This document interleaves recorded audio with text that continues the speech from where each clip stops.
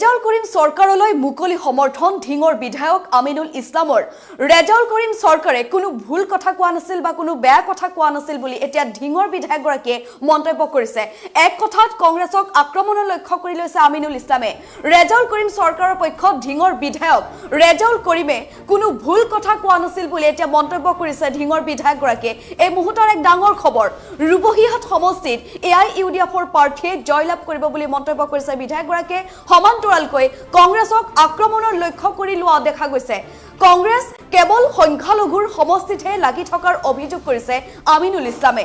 এই মুহূৰ্তত জনাইছো সংখ্যালঘুৰ সমষ্টিত লাগি থাকি কংগ্ৰেছে বিজেপিক সহায় কৰাৰো অভিযোগ তুলিছে। ৰেজাউল কৰিম চৰকাৰৰ পক্ষত ঢিঙৰ বিধায়ক আমিনুল ইছলাম।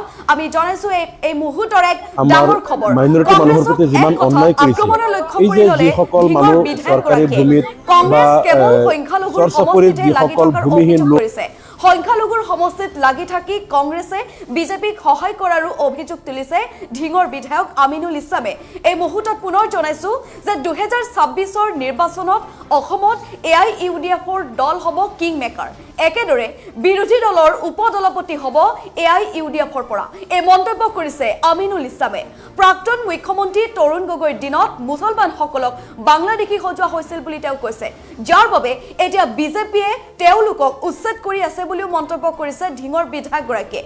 আমচুৰ প্ৰাক্তন সভাপতি ৰেজাউল কৰিম চৰকাৰে যোৱা দেওবাৰে সংবাদ মাধ্যমৰ আগত তেওঁ যি মন্তব্য কৰিছিল, তেওঁ যি বিতৰ্কিত মন্তব্য কৰিছিল, তাৰ পিছতে ৰাজনৈতিক মহল তুলপাৰ লগা দেখা গৈছিল। ৰাজনৈতিক মহলত ব্যাপক চৰ্চাত উঠিছিল ৰেজাউল কৰিম চৰকাৰৰ মন্তব্য। তাৰ পিছত দেখা গৈছিল দেওবাৰৰ যি মন্তব্য ৰেজাউল কৰিম চৰকাৰৰ, তাৰ পিছত দেখা গৈছিল যে গৌৰৱ গগৈৰ উপস্থিতিত যোৱা দেওবাৰে ৰেজাউল কৰিম চৰকাৰে কংগ্ৰেছত যোগদান কৰিছিল। তাৰ পিছত বিতৰ্কিত মন্তব্য আগবঢ়াইছিল, বিজেপি চৰকাৰক তেওঁ কটাক্ষ কৰিছিল। সমান্তৰালকৈ দেখা গৈছিল মুখ্যমন্ত্ৰীৰ বিৰুদ্ধেও তেওঁ কিছু বিতৰ্কিত মন্তব্য কৰিছিল। আৰু তাৰ পিছতে ৰেজাউল কৰিম চৰকাৰক বিভিন্নগৰাকী নেতাই থকা সৰকা কৰিছিল, আৰু যাৰ বাবে অৱশেষত ৰাইজৰ গণৰোষত পৰি কংগ্ৰেছ দল ত্যাগ কৰিবলৈ বুধবাৰে বাধ্য হৈ পৰিল এইগৰাকী সংখ্যালঘু নেতা আমচুৰ প্ৰাক্তন সভাপতি ৰেজাউল কৰিম চৰকাৰ। কিন্তু এতিয়া ঢিঙৰ বিধায়ক আমিনুল ইছলামে কৈছিল যে যোৱা দেওবাৰে ৰেজাউল কৰিম চৰকাৰে যি মন্তব্য কৰিছিল সেয়া কোনো ভুল কথা নহয়, সেয়া কোনো বেয়া কথা কোৱা নাছিল বুলি এতিয়া ঢিঙৰ বিধায়কগৰাকীয়ে মন্তব্য কৰিছে। এই কথাত আমি ক'ব পাৰোঁ যে ঢিঙৰ বিধায়কগৰাকীয়ে মুকলি সমৰ্থন আগবঢ়াইছে ৰেজাউল কৰিম চৰকাৰলৈ। ৰেজাউল কৰিম চৰকাৰৰ পক্ষত এতিয়া থিয় দিলে আমিনুল ইছলাম।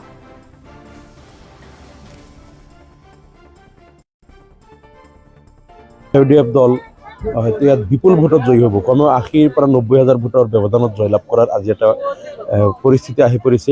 আৰু এতিয়া মানে কংগ্ৰেছ দলৰ প্ৰতি মানুহে অলপ বীতশ্ৰদ্ধ হৈ পৰিছে।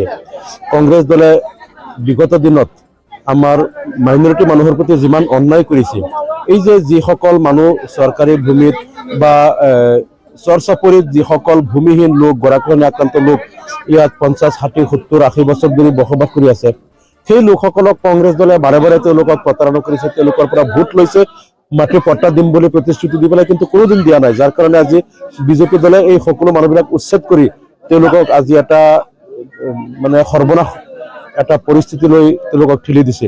আৰু দেখা গৈছে যে বৰ্তমান যিমান বাংলাদেশী লোকক বাংলাদেশী বুলি হিমন্ত বিশ্ব শৰ্মা চৰকাৰে ৰাতিৰ অন্ধকাৰত বৰ্ডাৰ পাৰ কৰি আছে, আমি দেখিছো প্ৰত্যেকজন লোকক কংগ্ৰেছৰ দিনত তেওঁলোকক বিদেশী সজোৱা হৈছিল। বাংলাদেশী তৰুণ গগৈ চৰকাৰৰ দিনত এই লোকসকলক বাংলাদেশী সজাইছিল, আৰু আজি বিজেপিয়ে তেওঁলোকক ডিপৰ্ট কৰি আছে। ঠিক সেইদৰে যিমান সমস্যা আজি অসমৰ সংখ্যালঘু মানুহৰ মূৰৰ ওপৰত আছে, সকলো সমস্যাবিলাক কংগ্ৰেছৰ দিনত জাপি দি থৈ গৈছে, আৰু বিজেপি দলে সেইবিলাক লৈ এতিয়া খেলি আছে। আৰু মাইনৰিটি মানুহক নিৰ্যাতন কৰি, সংখ্যালঘু মানুহক নিৰ্যাতন কৰি বিজেপিয়ে উজনি অসমত তেওঁলোকে হিন্দু ভোটখিনি একত্ৰিত কৰিব বিচাৰিছে। আৰু এই কথাবিলাকৰ কাৰণে আজি কংগ্ৰেছ দলৰ প্ৰতি মানুহ বীতশ্ৰদ্ধ হৈ পৰিছে। আৰু অসমত মুছলমান মানুহৰ ওপৰত বা সংখ্যালঘু মানুহৰ ওপৰত যেতিয়া বিপদ আহে, দেখা গৈছে যে AIUDF দলেই সৰব হয়, অসম বিধানসভাৰ মজিয়াত হওক, বাহিৰত হওক বা বিপদগ্ৰস্ত মানুহৰ কাষত সদায় AIUDF দলেই যায়। কংগ্ৰেছ দলে ইয়াত ডুৱেল পলিটিক্স এটা কৰে, যাৰ কাৰণে মানুহে স্বতঃস্ফূৰ্তভাৱে আমাক সমৰ্থন কৰিব আগবাঢ়ি আছে। আৰু তাতোকৈ ডাঙৰ কথাটো হ'ল যে এই দুৰ্দশাগ্ৰস্ত মানুহৰ স্বাৰ্থত কথা কোৱাৰ কাৰণে AIUDF দলৰ মঞ্চৰ পৰা কথা কোৱাত কোনো বাধা নাই।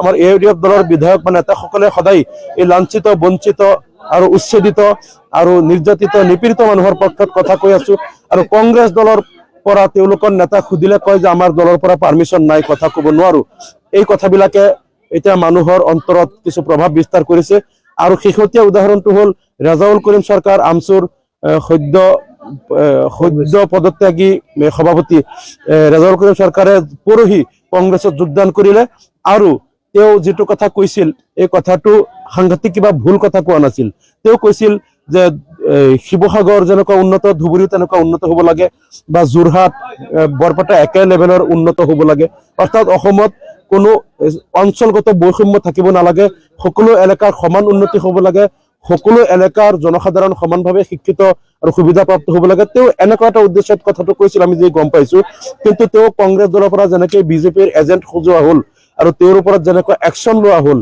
গতিকে তেওঁ আজি দুদিনৰ অন্তত তেওঁ কিন্তু পদত্যাগ কৰিবলৈ বাধ্য কৰিলে এই কংগ্ৰেছৰ পৰা পদত্যাগ কৰিবলৈ বাধ্য হ'ল আৰু এই কথাবিলাকেই বুজায় যে কংগ্ৰেছৰ দলত থাকি কোনোবাই সমতাৰ কথা ক'ব নোৱাৰিব বা অসমৰ সকলো জাতি জনগোষ্ঠীৰ মাজত সমন্বয়ৰ কথা ক'ব নোৱাৰিব অসমৰ সকলো অঞ্চলত সমান উন্নতিৰ কথা কোনো কংগ্ৰেছত থাকি ক'ব নোৱাৰিব সকলে কিন্তু কংগ্ৰেছক তেওঁৰ বিৰুদ্ধে একশ্যন লোৱা হ'ব এই কথাটো প্ৰমাণ হ'ল এই কথাবিলাকে কিন্তু সমগ্ৰ অসমত আমাৰ AUDF দলৰ যেটো প্ৰাসংগিকতা বৃদ্ধি কৰিছে আৰু অসমৰ জনসাধাৰণ AUDF মুখী হৈছে আৰু অহা নিৰ্বাচনত AUDF দলে কমপক্ষে 20 পৰা 25খন আসনত জয়লাভ কৰিব পাৰিম বুলি আমি আশাবাদী